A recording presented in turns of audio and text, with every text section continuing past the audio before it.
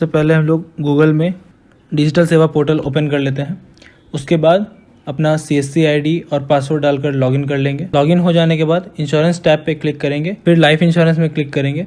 उसके बाद LIC micro insurance pause पे क्लिक करेंगे, फिर डिजिटल सेवा कनेक्ट बटन पे क्लिक करके पोर्टल लॉगिन कर लेंगे। अब माइक्रो इंश्योरेंस प्लान से हम लोग LIC न्यू जीवन मंगल जिसका टेबल नंबर 940 है, क्लिक करेंगे। यहाँ हमें ग्राहक का जन्म तिथि, उसका जेंडर, प्रीमियम पेमेंट टर्म मतलब कितने साल के लिए वो कस्टमर पेमेंट करेगा, और उसका सम एश्योर्ड, फिर पेमेंट मोड मतलब मंथली क्वार्टरली कस्टमर के हिसाब से चूज़ करके फिर आगे बढ़ेंगे। यहाँ हमें पॉलिसी में लगने वाला प्रीमियम दिखाएगा।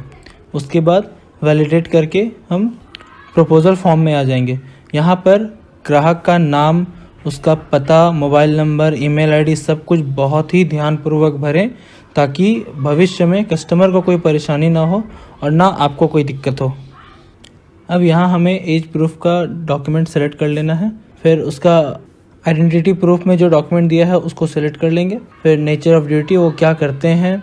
उसके बाद यहाँ पे अदर प्लान डिटेल्स का जो ऑप्शन है, यहाँ अगर ग्राहक की दूसरी कोई पॉलिसी है सेम टेबल नंबर तो वहाँ पे ये डिटेल्स देना है, नहीं तो इससे आगे बढ़कर हम नॉमिनी की डिटेल्स भरेंगे। ध्यान रखें नॉमिनी का नाम, डेट ऑफ बर्थ सारा एकदम एक्यूरेट भरे, सही भरे, इसमें गलती ना करें।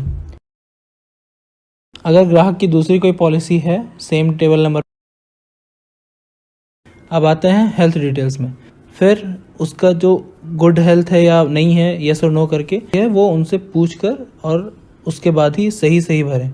अगर गलत भरने से बाद में क्लेम में दिक्कत आ सकती है, जिसकी वजह से कस्टमर को दिक्कत हो सकता है। डिटेल्स के बाद अब है बैंक अकाउंट डिटेल्स। यहाँ पर कस्टमर का नाम, account number, IFSC code, account का टाइप क्या है, सेविंग्स या करेंट, वो डालकर फिर हम लोग आ जाएंगे एजेंट कॉन्फिडेंशियल रिपोर्ट में। उसके बाद स्टेट ऑफ हेल्थ मतलब आपका स्वास्थ्य कैसा है। उसके बाद जो LA टाइम पीरियड है यहाँ पर ये डालेंगे कि आप उस कस्टमर को कितने दिनों से जान रहे हैं, ठीक है। उसके बाद कस्टमर का आइडेंटिफिकेशन मार्क, कोई एक मार्क होगा, वो कस्टमर का आइडेंटिफिकेशन मार्क यहाँ डालना है। फिर यहाँ पर कुछ क्वेश्चन दिया गया है जिसे आप अच्छे से पढ़ के ध्यानपूर्वक उसको भरें। इसके बाद टर्म्स एंड कंडीशन को एक्सेप्ट करके प्रोसीड कर दें। यह है प्रपोजल व्यू कॉलम। यहाँ पर हम लोग क्या करेंगे, सारा जो डिटेल्स हमने भरा है उसे पहले हम वेरीफाई कर लेंगे।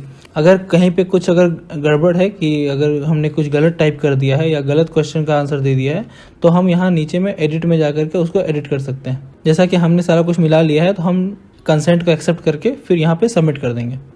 उसके बाद हम पे बटन पे क्लिक करके फिर CSC वॉलेट से अपना पेमेंट कर लेंगे। पेमेंट करने के बाद ये हमें प्रपोजल फॉर्म पेज पे ले आएगा। यहाँ हमें click to view proposal form पे क्लिक करके कस्टमर का प्रपोजल फॉर्म डाउनलोड कर लेंगे। उसके बाद उसको प्रिंट करके कस्टमर का फ़ोटो और कस्टमर का सिग्नेचर, फिर एक खुद सिग्नेचर करके देन उसको स्कैन कर लेंगे, जिसे हमें अपलोड करना है जैसा कि हमने यहाँ पे किया हुआ है।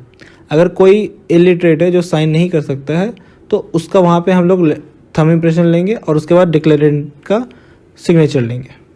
फिर यहाँ पे VLE का सिग्नेचर कर लेंगे, यहाँ पे फिर कस्टमर का सिग्नेचर करवा लेंगे। उसके बाद उसको अपलोड कर देंगे।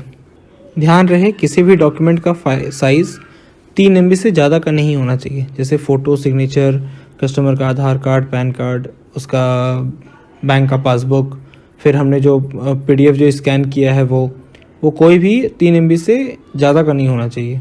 आप डॉक्यूमेंट चाहे तो इस SSID के द्वारा बाद में भी अपलोड कर सकते हैं। सारा डॉक्यूमेंट अपलोड हो जाने के बाद इस टैब को बंद कर दें।